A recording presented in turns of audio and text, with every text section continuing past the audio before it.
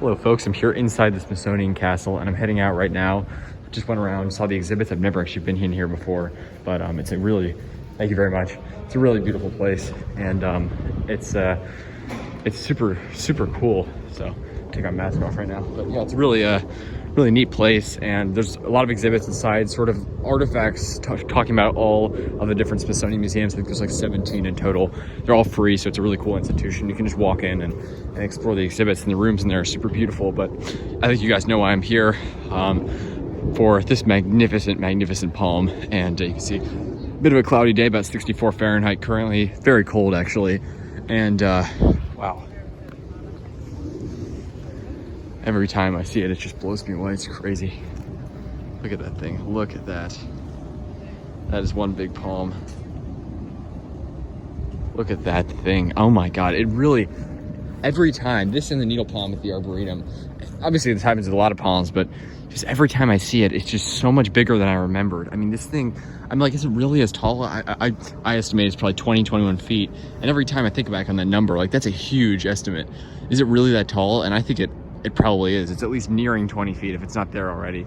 I mean, the camera doesn't do it justice. I mean, when you look at it, it's like that's not as tall as a 2-story building. But then when you look at where I go up to like here on the trunk, and then I'm like there. Look at all that, how much more trunk there is. I'm just like that, basically, like that. And then there's like so much more up there. So it's just such an impressive palm.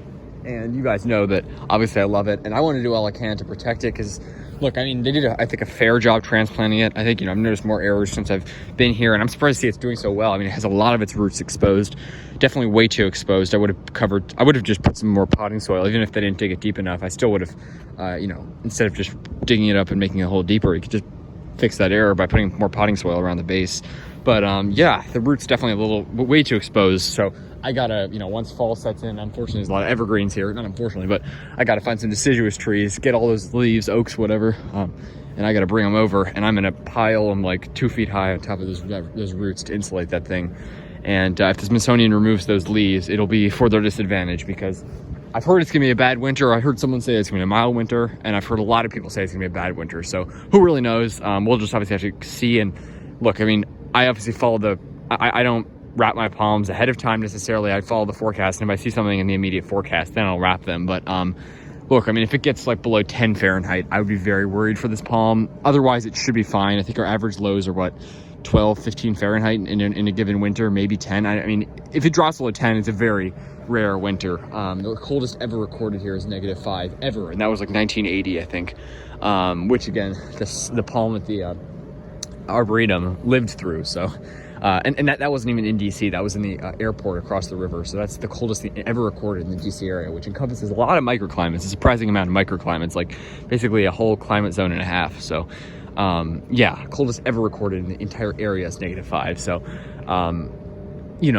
again, people have been talking like in Texas, for example, with windmill palms, and even Washingtonia have survived below 0. And it is crazy, but some of them died as well. And I mean, I've heard about many windmill palms that have died here in the past, and I'm always hopeful, but I just I don't want to I don't want to see this thing go.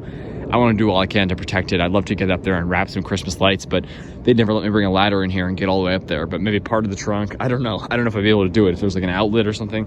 It would be interesting to try, but I just love this palm, because this is really your classic palm tree. It's got a huge trunk on it. I mean, this palm is really crazy, and it's never protected.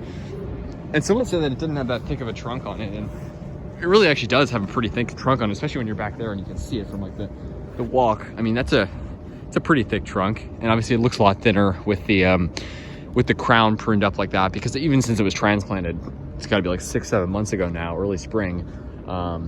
It still isn't growing in that much. The spear is nice and healthy, so it's doing well. It's nice and healthy, but they used to let it like skirt a little. So imagine like a full lollipop shape of crown of leaves, and then like a little skirt down to there, and then imagine that trunk. That would be much thicker looking. It just, every palm trunk looks a lot thinner when it's pruned up like that. But I mean, if you see what a real like when in Southern California, what those windmill palms look like, their trunks are like half the width of those. So this is actually a pretty thick trunk, and it's been planted in 2000.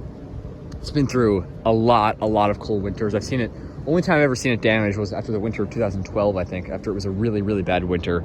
And this palm had a little bit of damage. The spear was still green. Some of the fronds were green, but some of them were also brown.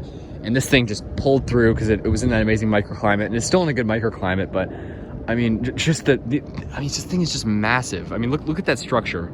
That is like a 10-foot structure at least. And then you just see how much taller this thing is. It's a huge palm. If you're ever here, come down to the Smithsonian Castle. It's a perfectly public location, and you can just come here and admire this palm, as I often do.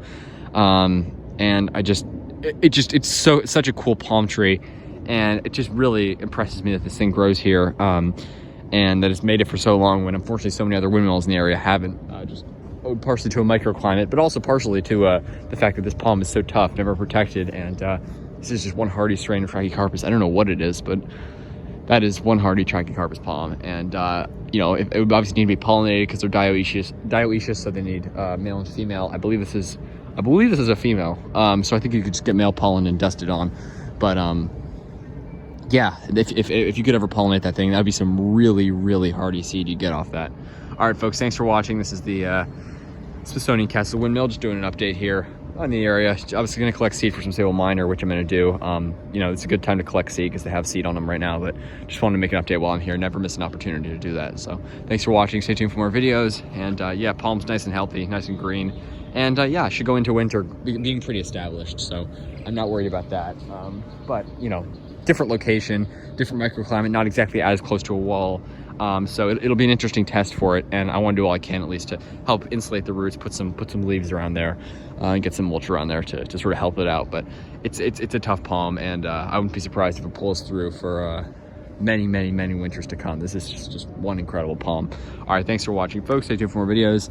Come down here to the Smithsonian Castle. It's just a beautiful spot, and this is, you know, the main tourist area of Washington, D.C., the National Mall, and most people just walk right by without ever noticing it. But it's one impressive palm tree, and deserves more attention than it gets. But I think we have a dedicated group of palm enthusiasts here that do know about it, and do give it the appreciation it deserves. All right, take care, folks.